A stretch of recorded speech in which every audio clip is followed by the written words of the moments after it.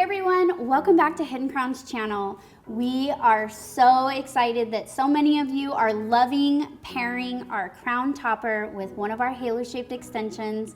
Isn't it amazing to wear both of these extensions together and the style it gives you and how natural it is? We absolutely love seeing you guys in them and how happy you are. Just a few things to go over. How to actually properly wear the crown topper with a halo shaped extension. So that's what I'm going to show you. I'm going to show you how to properly put on your halo shaped extension with your crown topper extension. So let's get started. So when you're going to pair a crown topper extension with one of our halo shaped extensions, you're going to apply the halo shaped extension first. I have here my DayDream 14-inch color number 60-8, and I'm going to make sure I have a part. And what you're going to do is actually put the halo shaped extension on improperly. I know, ladies, hold on. I will explain. It will stay on. You're just going to want to place that wire way further back, which is what we advise you to not do when wearing the halo shaped extension by itself. But there's a reason for this. So I'm going to be placing my wire maybe about 3 to 4 inches back. Now this will create it to be a little looser. It'll be a little lower in the back, and that's okay. But go ahead and apply it. So go ahead and apply it like you would normally, just with the wire slightly further back. You don't need to worry about how much hair back here is out, just as long as it's a somewhat of a thinner layer of hair laying over your halo shaped extension. Now you want to make sure you go completely all the way by combing all the hair out from under the wire. You do not want any hair strands laying under the wire, ladies.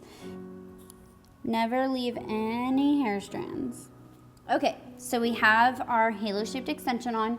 And don't worry about your hair either. I mean, you can straighten it out or curl it to match both of the extensions. It's up to you.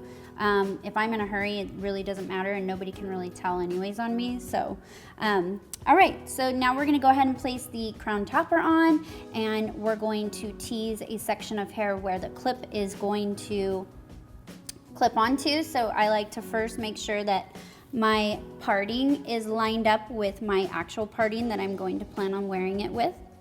So I do that, and then I lift it up and I see what section of hair I need to tease in order to get that clip to clip onto it. So it's usually like a 1-inch section of hair that I take. Enough, because my hair is so fine that I don't want any hair being pulled on or the actual clip moving. And I get that tease really, really close to that root, because that's what's gonna make sure that this stays flat to your scalp and flush so that you don't see the edge of the crown topper. Okay, so now I'm going to line up my parting again so I can see the hair split when I have it flipped up like this. And then I'm just gonna lay it down, make sure I have it right where it's supposed to be. So what I'm gonna do is do a scooping motion with the clip into the teased section of hair. I'm going to put the teeth of the comb all the way to my scalp before I scoop so that it goes straight to the scalp. Just like so. And right now, my roots aren't even that very dark, and I don't know if you can tell that on camera because of the studio lighting, but right now in person, most people would be like, oh my gosh, it doesn't match. You can tell, but I know it's there in the mirror and when I'm looking at myself, but nobody else can ever tell.